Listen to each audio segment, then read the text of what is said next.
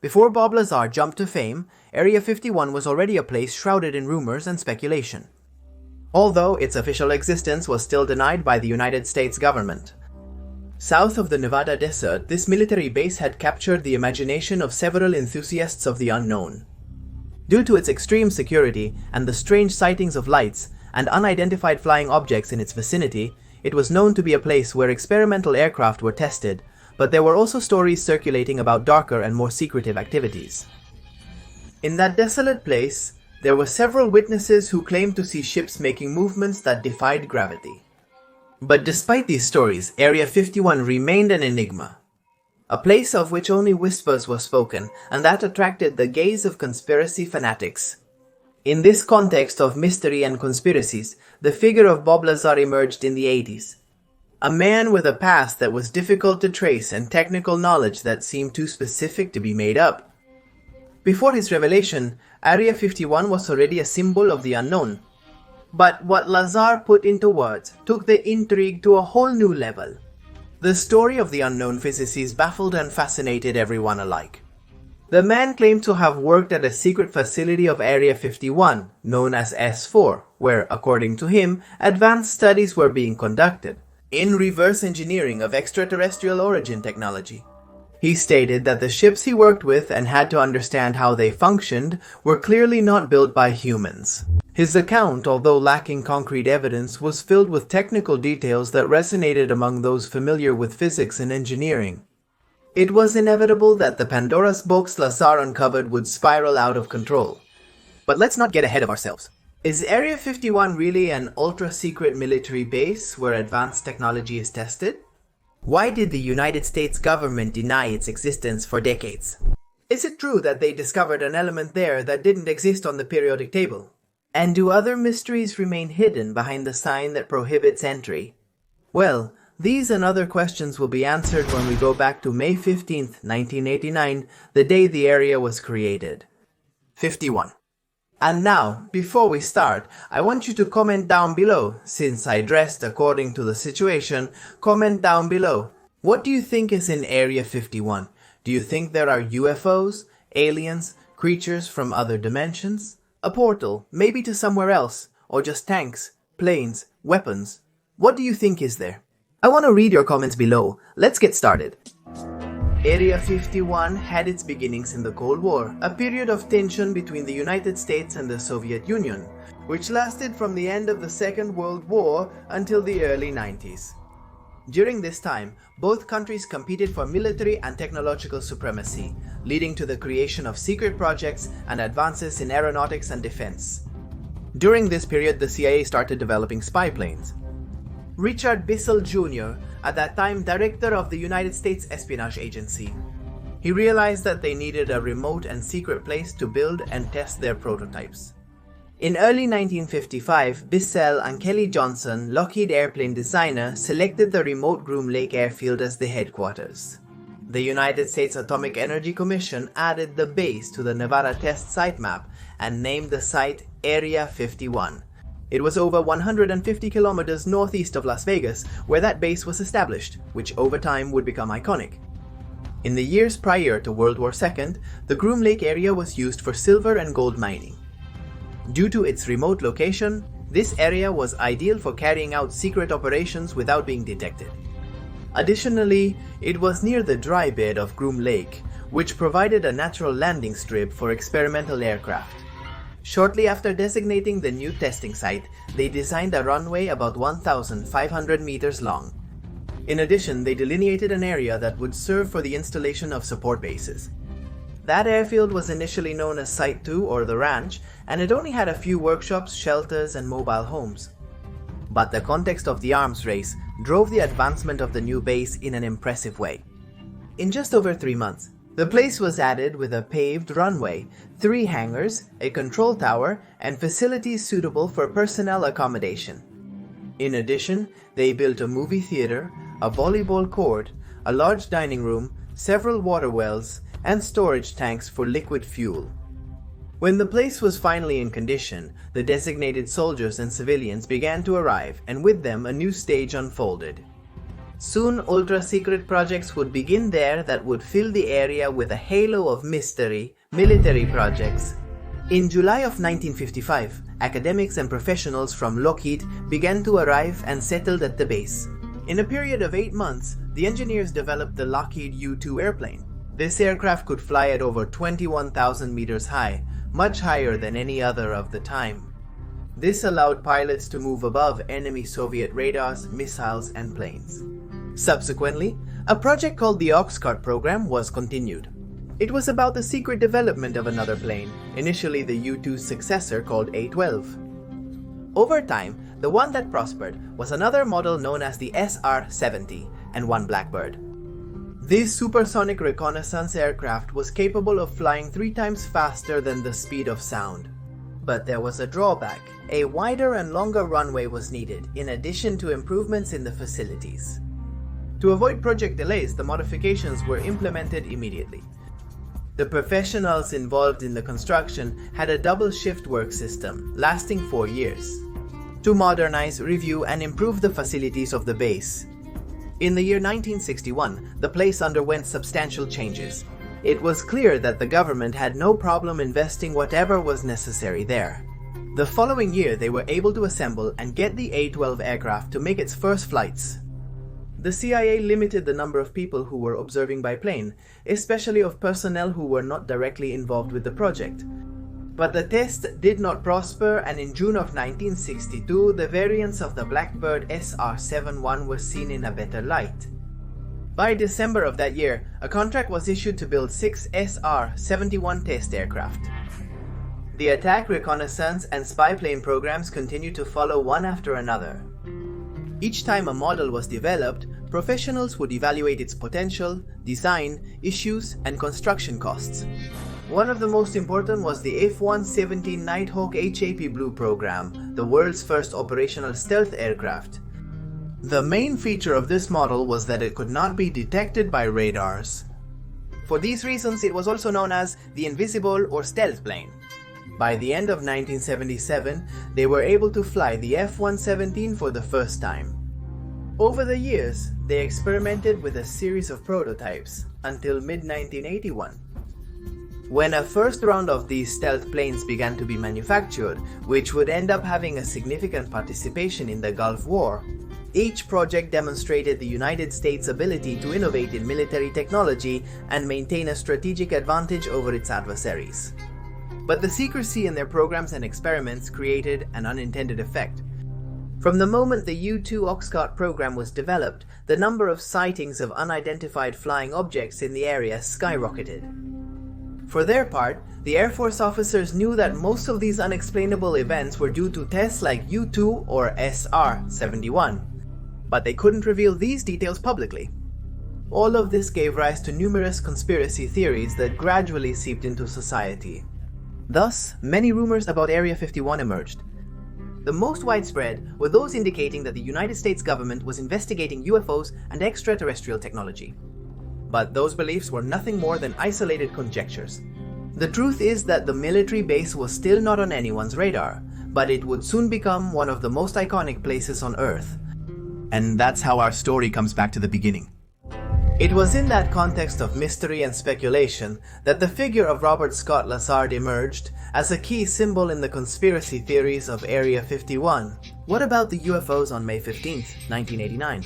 The television station Class Television broadcast a live interview with a mysterious man who provided one of the most scandalous revelations of recent times.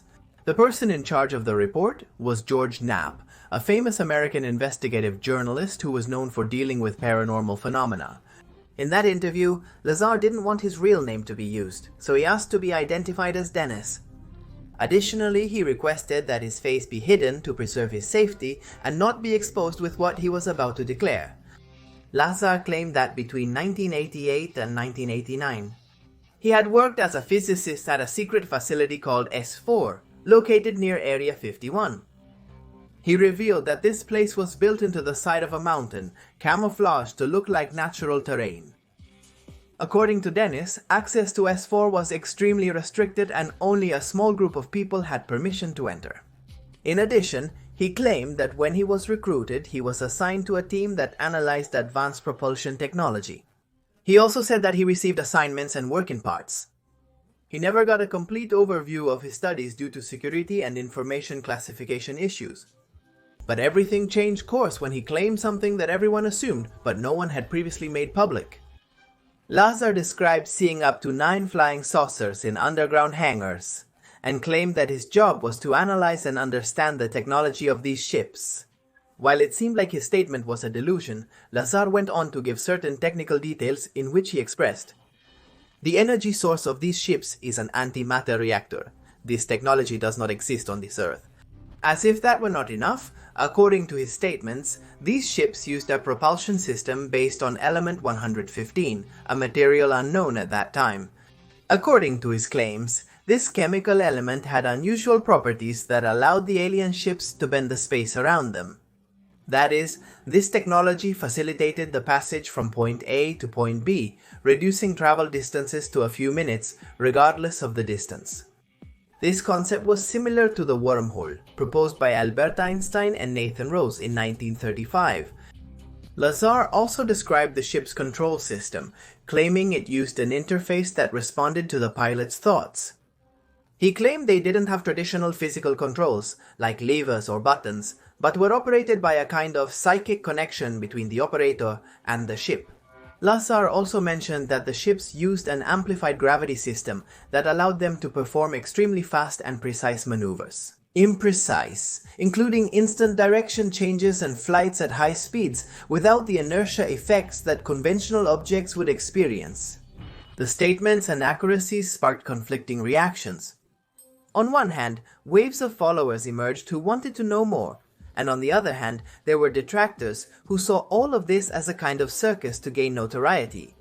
The truth was that Area 51, that secret, anonymous zone, was exposed to everyone's eyes. While nothing was a confirmation, now everyone doubted and wondered what was happening in that place. Several months passed before the world knew that Dennis's real name was Robert Scott Lazar. In later interviews, he shared more details from his experience, revealing his true identity. Bob Lazar claimed that he had received information about the history of extraterrestrial activities on Earth dating back 100,000 years. According to Lazar, the beings called Greys originated from the 4th planet of the binary star system Zeta Reticuli II. Lazar continued providing details about UFOs. He said that their size ranged between 9 and 12 meters in diameter, and he claimed that these ships were made of an unknown metallic material. They had a silver color and an extremely smooth and resistant surface, capable of bending and returning to its original shape. He also stated that one of the ships he had to work on had a control console inside, and seats so tiny as if they were designed for children, or being smaller in size than a standard adult human. However, none of this could be verified. The same happened with the information and records of Bob Lazar's life. It was hard to know where he came from, and his academic data did not exist. He claimed that the United States government was waging a covert war against him and wanted to erase him from everywhere. Lazar was simply convinced that the American government had erased all his educational records from Caltech and Massachusetts Institute of Technology. According to his testimony, he had received threats from various people and government agencies. He claimed that on several occasions they had shot at the tires of his vehicle. Moreover, in 1990, Lazar was arrested for working with a prostitution ring. The charge was for a serious crime, such as pimping, of which he pleaded guilty. It was not clear whether he was really involved or if he pleaded in this way to lessen the sentence. Finally, he was ordered to do 150 hours of community service, stay away from brothels, and undergo psychotherapy. Conspiracy theory adherents continue to believe that those accusations were false and only served to tarnish his reputation. Despite all the controversies surrounding him, Lazar was considered by many as a hero, more precisely, as someone who had risked his life to reveal the truth about the existence of extraterrestrial life and advanced technology in possession of the United States government. However, others accused him of being a fraud, pointing out inconsistencies in his story and noting that his difficult way of explaining some things only responded to one factor. Such things were non-existent. Meanwhile, The United States government maintained its traditional policy of not commenting on matters related to Area 51. Government agencies, such as the Air Force and the Department of Energy, neither confirmed nor denied Lazar's statements. This silence fueled even more theories that perhaps not all the speculation was fantasy. Bob Lazar claimed that after revealing his story, harassment and surveillance by the government increased, including raids on his home and the confiscation of documents. While these claims were not corroborated, they contributed to the perception that the government was trying to silence him. It was evident that the American authorities were hiding something, and it remained so. Current affairs, declassification. As the years went by, Lazar's image grew and gained more and more followers. More astonishing is that some of his statements could materialize or partially come true, such as the case of Element 115. In February 2004, Physical Review 100 magazine reported that a team of Russian and American scientists had synthesized Element 115 in a laboratory. It was officially named Moscovium. This element is highly radioactive and is not found in nature, so it had to be created in laboratories through atomic nucleus collisions. Also in the year 2013, the United States federal government admitted the existence of the facility known as Area 51. The CIA declassified documents containing a map of the military zone's location. However, the documents did not contain any reference to the alleged presence of extraterrestrials or unidentified aerial phenomena at that location. In 2018, Bob Lazar reappeared in the documentary Bob Lazar Area 51 and Flying Saucers, produced by Jeremy Corbell.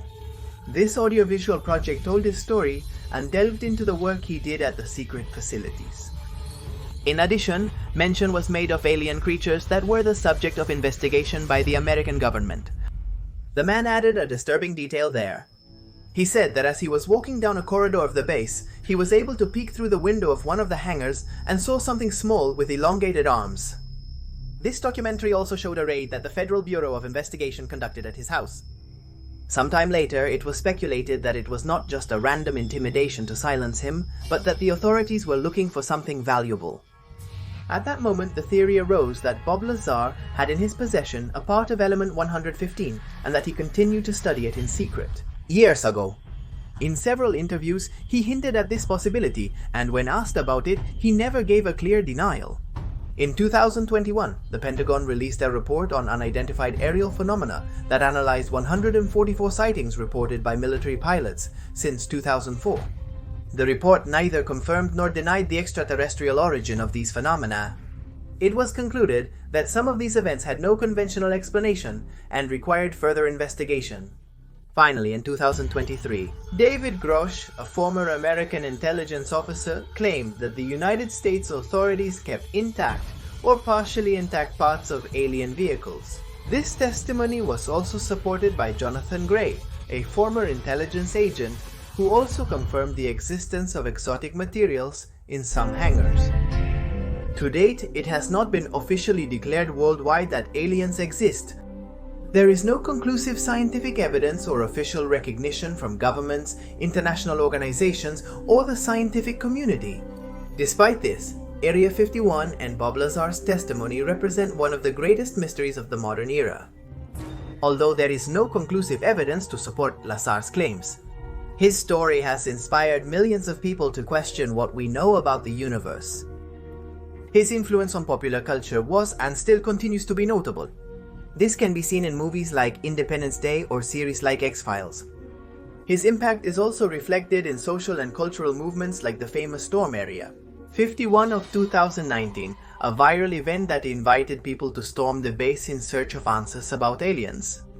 What became a satire of how conspiracy theories can mobilize large crowds. Area 51 has left a mark on contemporary culture by mixing science, speculation, and mystery, creating an atmosphere of curiosity and distrust around the government and the unknown. Is it true that information is being hidden from us by the higher-ups? We don't know. The only certainty is that the truth is out there.